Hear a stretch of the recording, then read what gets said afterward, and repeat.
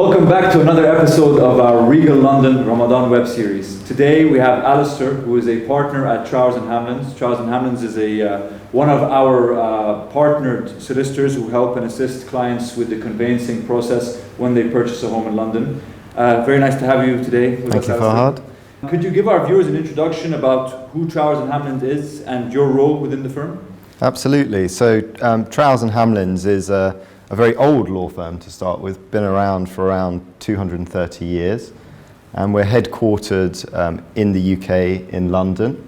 We have offices throughout the UK in Manchester, Birmingham and Exeter, and we have a good footprint in the Middle East as well. So we have offices here in Dubai, an office in Abu Dhabi, and also we have offices in Bahrain and in Muscat. Okay.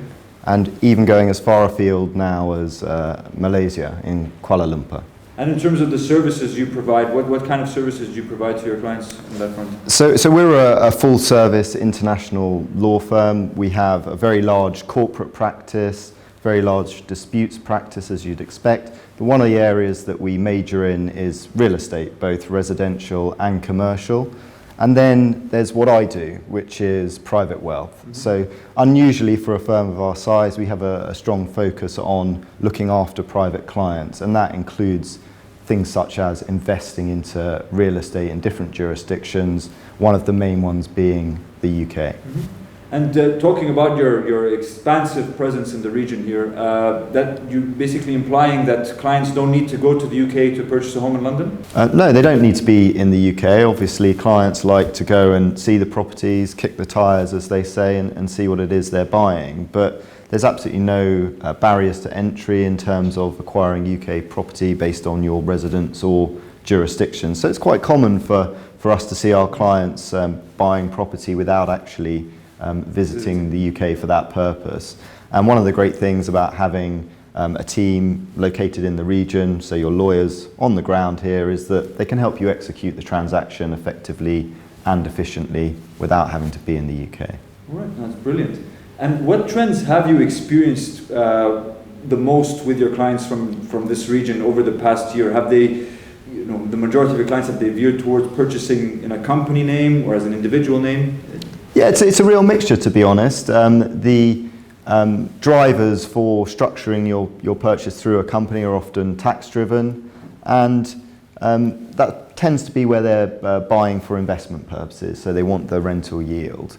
And then you would typically see clients using companies. Mm-hmm. Otherwise, the trend is very much towards personal ownership in the direct names of the family members themselves. And in relation to property, how does the UK legal structure compare to other popular property markets in the world that this region veers towards, like the States, even here in the UAE or Germany? Yeah, I mean, every country has its own nuances, and I suppose one of the things that the UK system has some quirks to it because it's so old. The real estate market is probably the most mature out of all of those mm-hmm. jurisdictions. But I think that's one of the attractions, is that not only are things tried and tested in the UK, the market itself is also very liquid. I mean, if you compare it to somewhere like the UAE, for example, as a real estate play, it's a liquid market compared to those types of jurisdictions. And I would say the same is probably true of places like Germany. Outside of the big cities,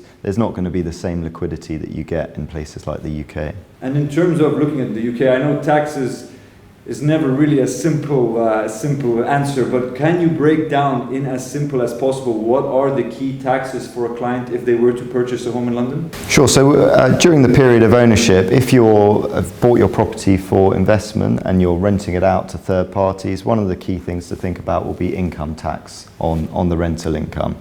And there are different techniques to mitigate that tax, so it's really important to take advice. The top rate of income tax is 45%.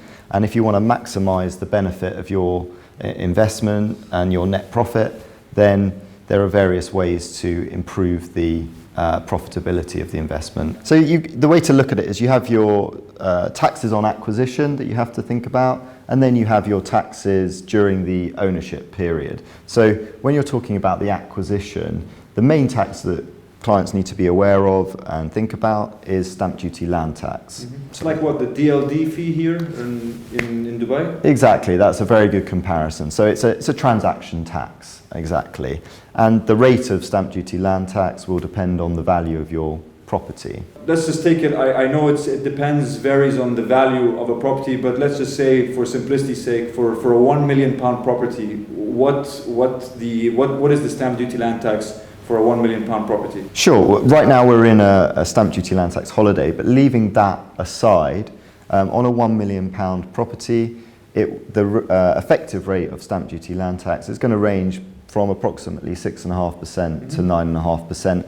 And the reason for the variation is it will depend on whether it's your first home or an investment property or second home. And when you say second home, are you referring to a second home in the UK or a second home anywhere in the world? It's actually a second home anywhere in the world. All right, so if I were to own a property in the UAE and then purchase my first ever home in the UK, in London, it would still count as a second home and I would be liable to pay this additional tax? That's correct. And are there any other taxes apart from the stamp duty land tax? So on acquisition, as I said, that is your main tax concern. Then during your period of ownership, again, it's going to depend exactly what purpose you bought the property for. So if you bought it to occupy as a holiday home when you visit the UK for your family, then the main taxes are going to be the taxes on exit, which is capital gains tax, and that's a top rate of tax of 28%, and that is only on the gain that you make. So only when you on sell. the profit. So if I only on the profit. purchased, again, we can use Clapham Place, one of our developments, as an example, and I bought a 3-bedroom for £1 million, and I sold it a couple of years down the line for £1,100,000, I'd only be taxed 28% of that 100,000. That's exactly right, yeah.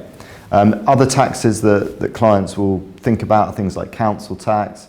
That's a tax that you pay for the benefit of having services delivered to your property. So one of the key taxes during the ownership of the property is council tax. And relatively speaking, it's a pretty low tax. So on an annual basis for a relatively valuable property in London, although it depends in exactly which borough the property sits, council tax will typically range between £800 to £1,500 per year. Yeah. And it's whoever lives in the apartment, right? So if I was a landlord and I had a tenant living in the apartment, the tenant is the one who pays council tax? That's correct. All right. So Alastair, just walk us through the legal process. So from the moment a client reserves an apartment. So let's say a client walks into our office and purchases one of our homes in 1 St. John's Wood, and we want to begin the conveyancing process to exchange, to pay the deposit and sign the contracts. How does that process work if I refer that client to you? Absolutely. So the first thing is that the seller, so the developer in this case, would send over a pack of documentation to the buyer's solicitor. They would then review this documentation and they would conduct a series of due diligence exercises. And the reason that it has to be done in that way in the UK is that the concept is very much buyer beware. So it's up to the buyer to do their due diligence on a property prior to exchanging contracts, because at that point they'll be bound to complete the purchase. So it's very important that you have solicitors advising you that understand the process and know what inquiries to make. Largely those inquiries are standard in most cases, and if you're buying from reputable developers such as yourselves, then it will make the process much easier because that pack of documentation will be ready to go and be relatively straightforward for the buyer's solicitors to review and examine and make such further inquiries as they deem necessary. Generally, you would have a period of up to a month to conduct that process, and after that, you need to move towards exchange. And exchange is a turn of phrase that is used to describe the exchange of the contractual papers between the seller and the buyer. And as I said before, at that point, you're bound to go through with the purchase. There's normally a non-refundable deposit, which is payable by the buyer, which can range anywhere between 5% to 15% typically.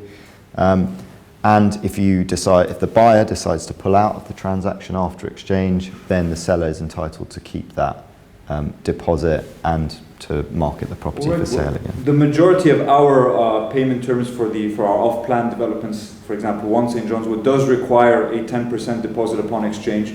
But could you just let our clients know when they pay the 10%, how do they pay it? It has to come through you, because we are legally not allowed to take money directly from the clients. Is that correct? That's right. The whole system really does rely on solicitors acting for the seller and solicitors acting for the buyer, because they are able to give legally binding undertakings to do certain things with documents and cash.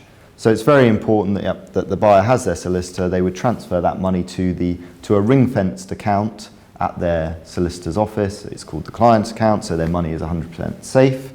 And their solicitor will then transfer that money on exchange to the seller's solicitor. All right, and then what happens once they pay the 10% exchange, they've received their contracts? How does the process work up until completion at that point? Sure, so it will depend on your payment terms and how that's arranged from when you're talking about off-plan properties. So often there are stage payments to be made as a development reaches certain key milestones towards completion.